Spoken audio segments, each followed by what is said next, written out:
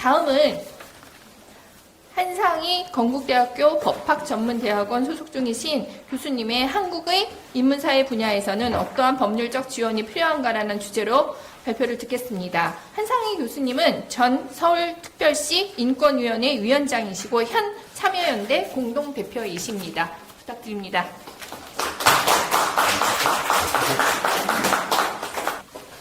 반갑습니다. 방금 소개받은 한상입니다. 사실 저는 별로 드릴 말씀도 없는데요. 아까 그 사회 보시는 분이 3년 서당께 말씀하시는데 저는 우리 위 선생님 전화 몇 통 받고 그냥 넘어와가지고 잘도 모르는 이런 것들을 지금 이야기하게 되었습니다.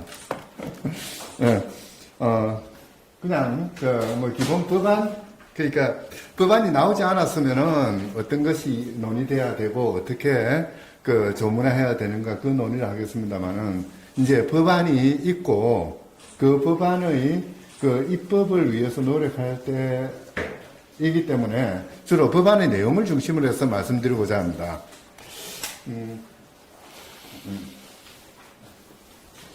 그냥 우리 위엠 교수님 다 말씀해 주셨습니다만은 왜 이 법안이 필요한가 한번 이렇게 그려봤습니다.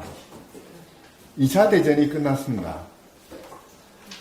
과학기술의 덕일까요? 인문사회학의 덕일까요? 그러거든요. 일본에서, 그러니까 동경전범자재판소에서 일본 천황을 처벌했다면 아직도 2차 대전의 전투는 계속되고 있었을 것이다. 라는 이야기를 합니다. 일본 사람들이 천황에 대한 그런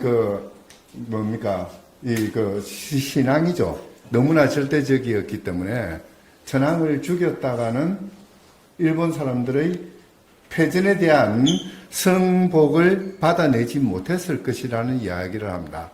메가드가 전범자 재판소에 한 이야기죠. 메가드는 바로 국화와 칼이라는 루스 베네딕트의 연구 결과를 바탕으로 해서 그 이야기를 합니다.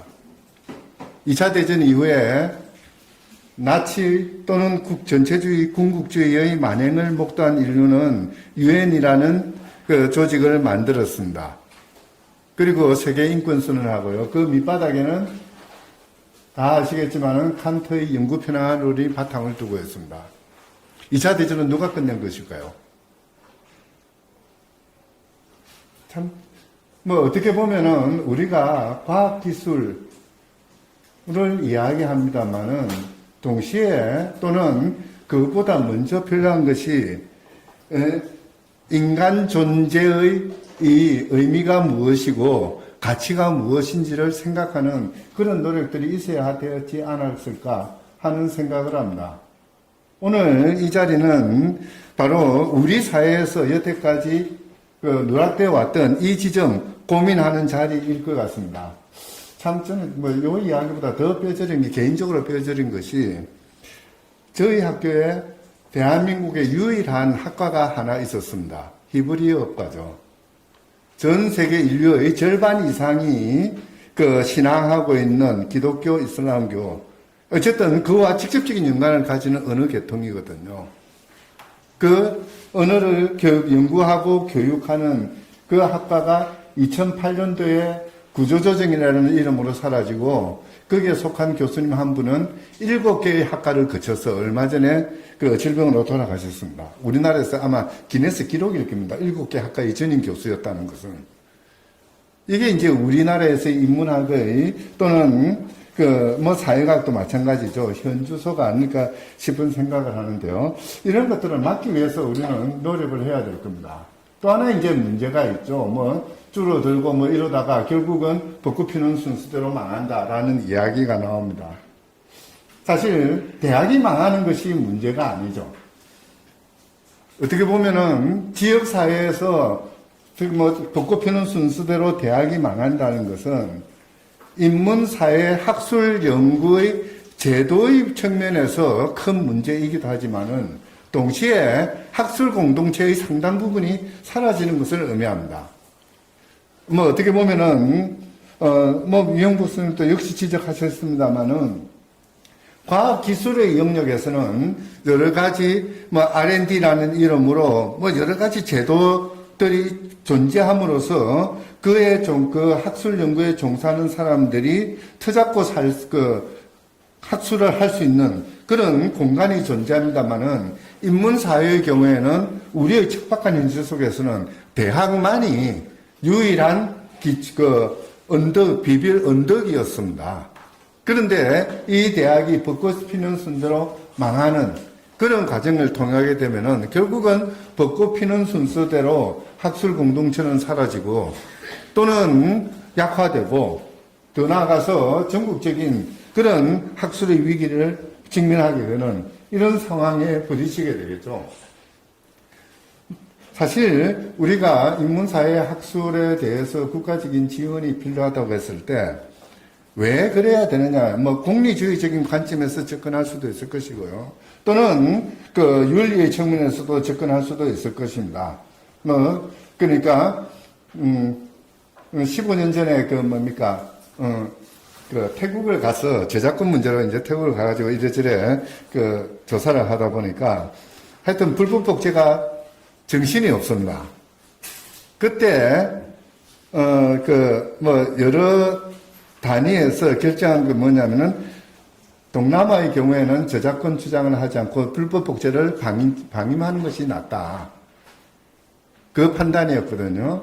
지적한다 하더라도 손해배상금을 내는 능력이 없고 또 지적하기도 어렵고 그러니까 그냥 방치하자. 그 방치한 결과가 지금 이제 K 드라마, K 팝 이런 식으로 이어지고 있는 것이거든요.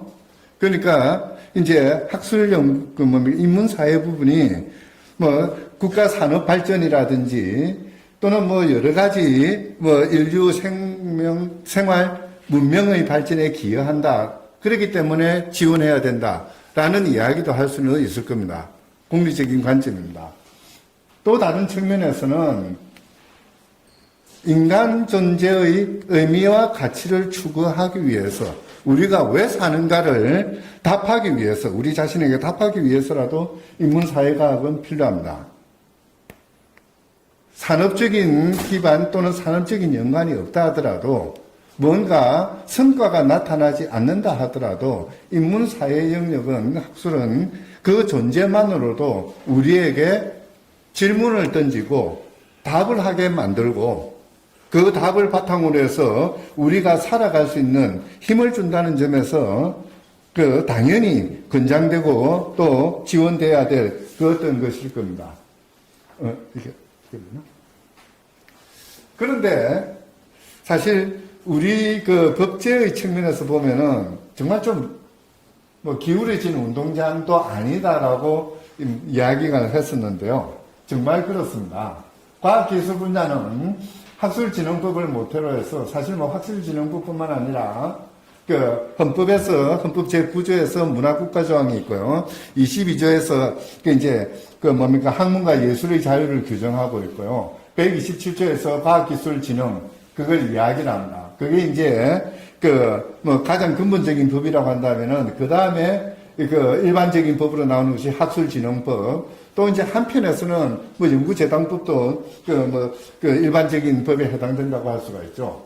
그리고 나머지 대부분 학술 연구와 관련된 법들은 과학기술 분야에 집중되어 있습니다. 총 25개, 지자체 조례까지 하면 37개 정도 된다라고 이야기를 할 수가 있을 겁니다.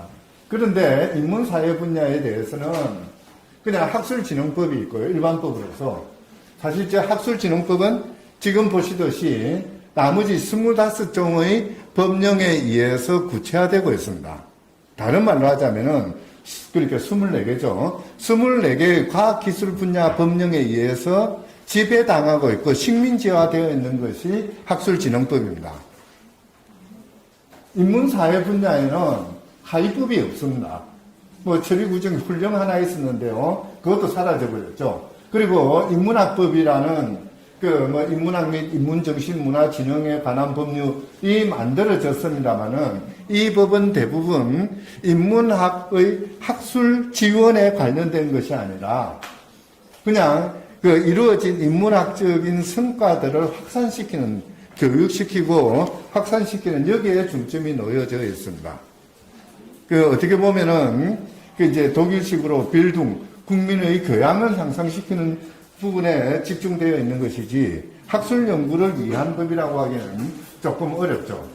이제 그렇게 본다면은 사실 제가 법학을 전공합니다만은 어떻게 이런 법 체계가 만들어져 있는지 모르겠습니다.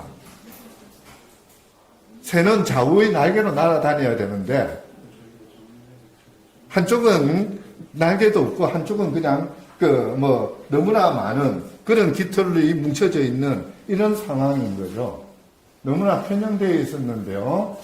이제 21년에 기초학술 기본법안이라고 해서 이제 인문사회과학을 포함해서 기초 자연과학도 다 포함하는 그런 그 지원책을 만들자라는 법안이 제출된 적이 있습니다.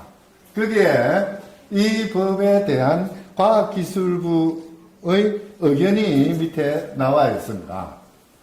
이제 기초학술은 학술진흥법에 의해서 지원받고 있고 또 기초연구진흥법에 의해서 지원을 받고 있으니까 별도로 규율이 필요 없다. 이제 또 기초학술은 학술에 포함되는 것이니까 이미 학술진흥법에 의해서 지원되고 있다. 또 자연의 부분에는 이제 과학기술 육성법에 의해서 또 지원이 되고 있다. 더 이상 중복되기 때문에 이런 법을 만들 필요가 없다. 그리고 다시 또 이야기를 합니다. 인문사회 분야 학술활동은 학술진흥법에 의해서 규정되고 있기 때문에 또 다른 법을 만들 필요가 없다. 아까 위영구 선생님이 첫머리에 말씀하신 부분이 있죠.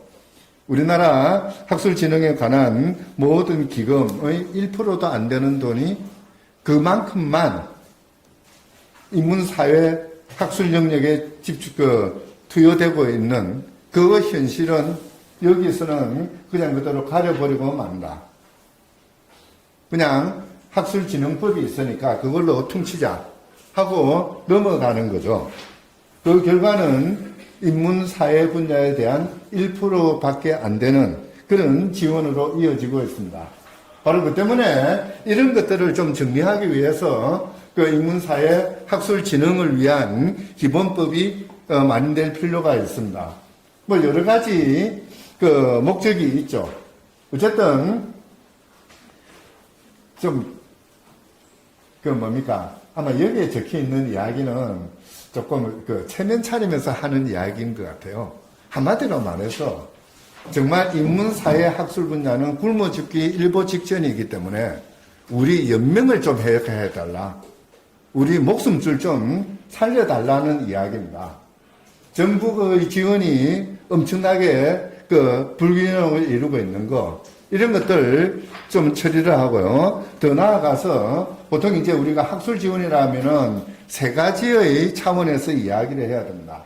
그러니까 돈을 얼마 투자하느냐, 이건 어떻게 보면 중요하지 않습니다. 더 중요한 것은 대한민국의 학술 정책은 어떤 방향으로 어떤 이념과 가치를 지향하면서 구성되어야 되느냐. 정책의 문제가 하나가 있고요. 또 하나, 이 정책을 추진하기 위한 추진체계.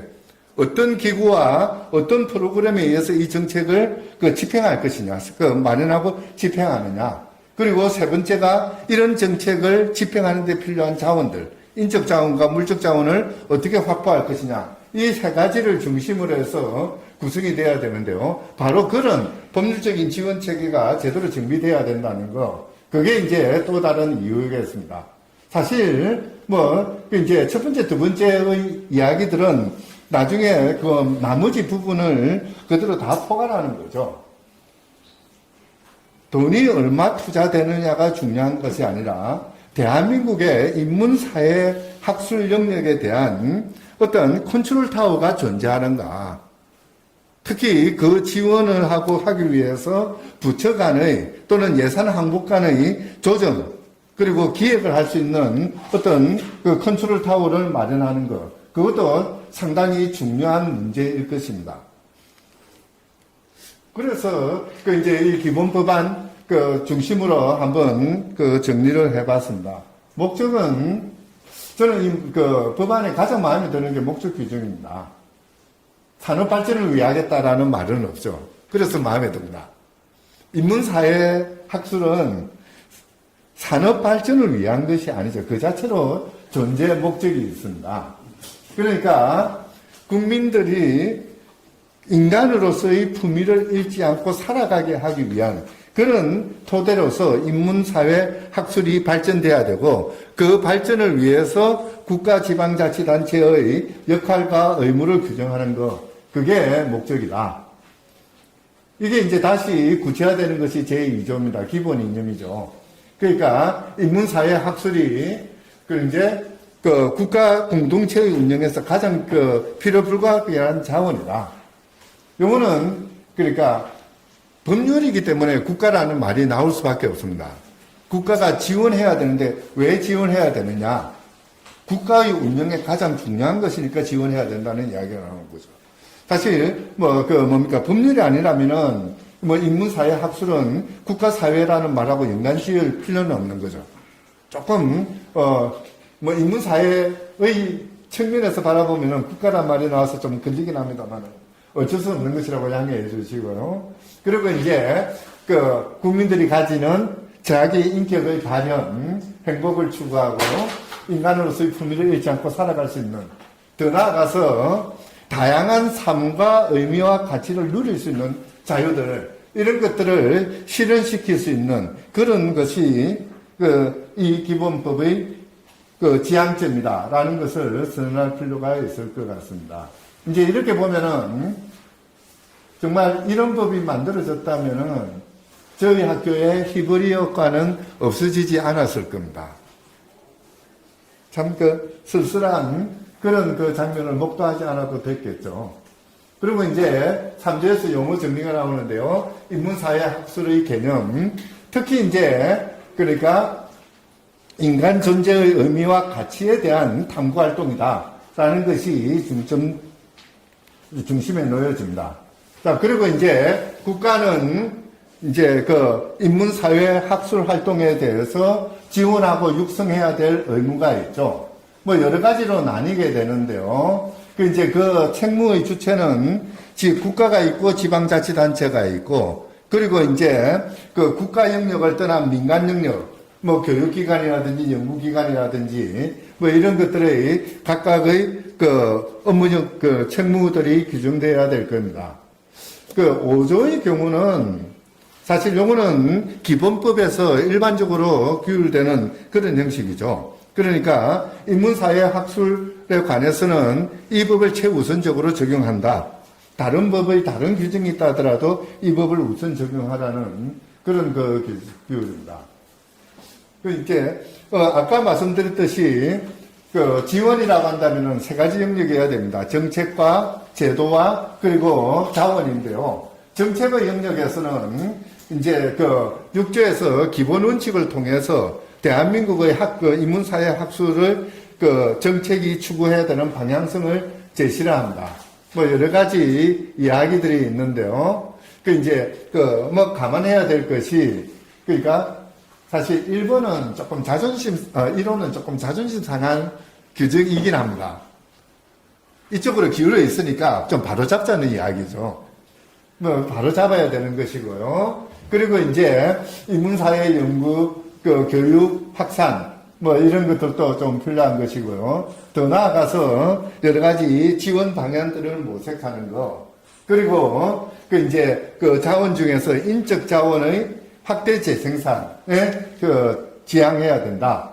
이런 거. 그리고 더 나아가서 인문사회 학술 성과가 사회적으로 실천될 수 있는 환경을 조성하는 거. 너무나 당연한 이야기들일 것입니다. 바로 이제 이런 것들을 하기 위해서 추진 체계가 마련돼야 되겠죠. 기본 정책 방향이 있으면은 그 정책을 추진하기 위한 정책들이 이루어져야 되는데요. 5년마다 기본 계획을 수립해야 되고요. 이제 지방자치단체는 지방자치단체대로 그 지역의 학술 정책 종합 계획을 마련하는 것 역시 5년마다 합니다. 그리고 교육부 장관은 매년 이제 당의 전년도에 있었던 그런 지원이나 어떤 학술 동향에 대해서 그러니까 조사하고 분석하고 평가를 해서 보고를 할 필요가 있습니다. 또 국가 학술 연구 인력을 양성하는 거, 그리고 더 나아가서 각종 연구소와 연구단체들 이런 것들을 지원하는 거, 뭐 이런 그 체계로 그 학술 지원 체계를 마련해야 된다라고 이야기를 하셨습니다. 요거는 뭐 그냥 지나가는 길로 참고하시면 됩니다. 기본 계획은 그러니까 기본 계획에 들어갈 내용들입니다. 당연히 들어가야 될 내용들일 거고요. 지역 종합 계획에서도 이런 내용들을 그 집어넣어야 된다. 그렇게 주의적인 거죠. 또 하나 이제 조금 전에 말씀드렸던 이 정책의 그 추진 체계를 집행하는 단위들이 다시 또 이야기가 되겠죠. 국가인문사회학술위원회를 구성하는 거. 그 이제 우리 헌법 127조에서는 그 이제 과학기술의 진흥 육성을 위해서 그 자문기구를 둘 수 있도록 했습니다. 참 127조 마음에 안 드는데요. 여러분 뭡니까 자료 47페이지 한번 봐보십시오. 정말 마음에 안 드는 헌법 개정을 하면은 당장 고쳐야 되는 조항인데요. 127조 3항에 필요한 자문기구를 둘 수 있다. 그래서 과학기술에 대해서는 자문기구를 두는데 인문사회학술에 대해서는 자문기구를 둘든지 안 두든지 헌법은 무관심합니다. 그게 문제가 아니고 1항을 한번 봐보세요. 과학기술의 혁신, 정보 및 인력의 개발을 통해서 국민경제의 발전에 노력해야 된다. 과학기술이 GDP 성장을 위한 것입니까? 우리들의 삶의 질을 향상시키기 위한 것이어야 되죠. 인간이 보다 인간답게 살 수 있는 틀을 마련해야 되는데, 이 조항들이 전부 이제 기술 있고, 과학 있고, 뭐 이런 개념 속에서 만들어진 조항들이죠. 조금 이거는 고쳐나가야 될 것 같습니다. 바로 이 127조 1항 때문에 어떻게 보면은 우리 사회가 물질 만능주의로 흘러가는 또는 이제 국가의 학술 연구 지원 규모들이 어느 한쪽에 경도되는 그런 그 잘못된 현상을 야기하고 있기도 합니다. 어쨌든 이런 체제에 대응해서 인문사회 부분에서도 마찬가지 학술위원회를 두어서 대통령 소속으로 하도록 그렇게 할 필요는 있습니다. 사실 엄밀히 본다면은 인문사회 영역의 주관기관은 교육부입니다. 그렇다면 이 자문기구로서의 성격을 가진 학술위원회는 교육부 장관의 산하에 두거나 또는 여러 단위들을 조정하고 예산들을 균형 있게 맞추려면은 국무총리 산하에 두는 것이 맞습니다. 그런데도 대통령 산하에 두어야 하는 이유는 따로 있죠. 조정의 측면뿐만 아니라 인문사회 학술이 우리 사회의 기본적인 그 틀을 구성하는 가장 중요한 정책 영역에 들어간다는 인식 때문에 그렇습니다.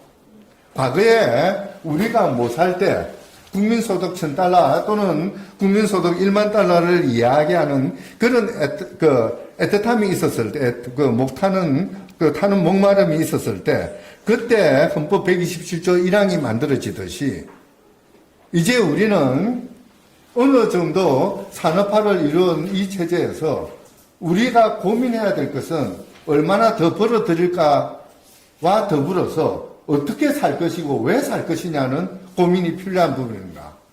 우리 대한민국이라는 국가 공동체는 어떤 모습이어야 하느냐, 어떤 가치 속에서 통합되어야 되느냐를 결정해야 되는 그런 그 시기라고 생각이 됩니다. 뭐 그렇게 본다면은 그 대통령 소속으로 해서 국가의 전반적인 정책 또는 국가의 발전 방향들을 조정해 나가는 그런 역할을 차지할 필요가 있을 것 같습니다. 그의 구성은 이제 30명 이내 뭐 이렇게 되어 있는 거, 그거는 뭐 참조하시면 될 것 같습니다. 다만, 이렇게 이제 학술위원회가 구성이 되었을 때, 뭐 이 법에서 굳이 규정할 필요는 없긴 하겠습니다만은, 그래도 조금 그 학술 체계를 정비하기 위해서는 대한민국 학술원과 이 학술위원회는 어떤 관계 속에 있는 것인지 이런 것들을 한번 차후 별도 과제로 고민할 필요는 있지 않을까 싶은 생각을 합니다. 뭐 학술위원회의 권한은 정책 수립이라든지 정책 목표를 정립하는 데 필요한 사항이라든지 또 기본계획의 수립 평가의 문제들 그리고 뭐 예산의 문제, 뭐 이런 것들을 정리하는 그런 역할들을 가지게 됩니다. 그리고 가장 중심적이고 그러니까 실효성이 있는 그런 그 추진 체계로서는 학술정책연구원을 들 수가 있을 것입니다. 사실 그 학술위원회는 대통령 소속이 되다 보니까 거시적인 어떠한 계획을 세우고 뭐 추진하는 역할을 한다면은 이 학술정책연구원은 구체적이고 개별적인 그런 정책을 마련하고 집행하는 이런 기능을 가지게 되겠죠. 이제 인문사회 학술을 위한 관련 정책 수립, 조정, 평가, 개선 등을 지원하는 뭐 문자 그대로 바로 우리 곁에서 우리의 연구들을 지원하는 기구로 그 의미를 부여할 수 있을 겁니다. 그리고 이제 마지막 세 번째 요소 물적 자원의 문제입니다. 당연히 국가 예산이 투여돼야 되겠습니다만은 사실 국가 예산을 투여하는 경우에 그때그때 이제 예산 정책에 따라서 투여되는 금액이 달라질 것이고 또 방향성도 달라집니다. 사실 우리나라는 전 세계적으로 조금 예외적으로 그러니까 별도 예산주의를 취하고 있거든요. 예산을 법률의 형식으로 하지 않고 그냥 예산이라는 특별한 형식을 하다 보니까 매년 달라질 수밖에 없습니다. 예산을 법률의 형식으로 한다면은 한번 만들면은 올해 만들어진 예산 체계가 내년 내후년까지 이어집니다만은 이제 예산 형식으로 하다 보니까 조금 예산이 변동성이 있을 가능성이 많죠. 그리고 이제 운영의 정치로부터의 독자성을 확보한다는 그런 측면도 있고, 그렇게 본다면은 기금 형식이 물적 자원을 확보하는데 가장 좋은 방식일 것 같습니다. 여러 가지 재원에서 기금을 마련하는데요. 정부가 출연하는 거, 정부가 아닌 자들이 출연하는 거 너무나 좋은 일이죠. 그리고 이제 아마 이 법 통과되면 여러분들 로또를 많이 사셔야 될 것 같습니다. 이제 로또 수익금, 요거는 나중에 법안에 별도 자료로 나와 있긴 합니다만은 복권법 개정이 같이 따라져야 됩니다. 복권법에서 이 복권의 수익금을 어디에 쓸 수 있다는 걸 규정을 했으니까 그걸 다시 거기에 이제 인문사회 학술진흥기본법에서 정하는 사업이라는 말이 들어가야 되겠죠. 그런 정도의 자원을 바탕으로 해서 여러 가지 용도로 사용하게 됩니다. 인문사회 분야 학술연구활동이라든지 또는 관련 연구기관이나 이런 학술단체에 대한 지원이라든지 또 경우에 따라서는 참 그래요. 예술, 문화, 산업 종사자들에 대해서는 예술, 문화인에 대한 복지법이 있습니다. 근데 이 인문사회 학술 연구자라고 거창하게 이야기를 하지만은 사실 남산 딸깍바지 아닙니까? 이들의 복지는 특히 이제 나중에 노후 복지죠. 이런 것들을 같이 고려할 필요도 분명히 있을 것 같습니다. 어쨌든 그런 부분들 거기에 사용할 수 있도록 하고요. 하나가 빠졌네요. 18조가 있는데요. 맨 마지막 부록에 있는데요. 제가 이걸 쓰다가 놓쳤네요. 63페이지에 있습니다. 거기, 이제, 국가는, 정부죠. 인문사회 연구인력을 양성하고, 연구인력의 활동 여건을 개선하기 위한 시책을 마련해야 된다. 연구자의 확대 재생산을 도모할 수 있는 그런 국가 정책을 펼쳐야 된다는 그런 이야기도 있고요. 19조에서는 데이터베이스 구축이고요. 20조의 경우에는 그러니까 인문사회 연구단체에 대한 지원을 하라. 그러니까 18조와 20조는 인적 자원을 19조와 18조와 20조네요. 그러니까 인적 자원을 확보하기 위한 그런 규정이라고 보시면 될 것입니다. 사실 욕심 같아서는 보다 구체적이고 개별적인 그런 지원 의무조항들을 넣었으면 좋겠습니다만은 최소한 기본법의 지위를 가지고 있는 만큼 그 규정은 일반적인 형식을 취하지 않을 수 없고요. 그런 맥락에서 본다면은 이 인문사회 학술 기본법안 반드시 통과되어야 될 것 같습니다.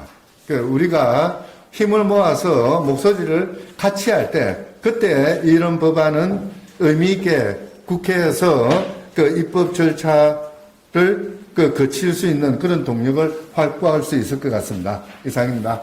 감사합니다.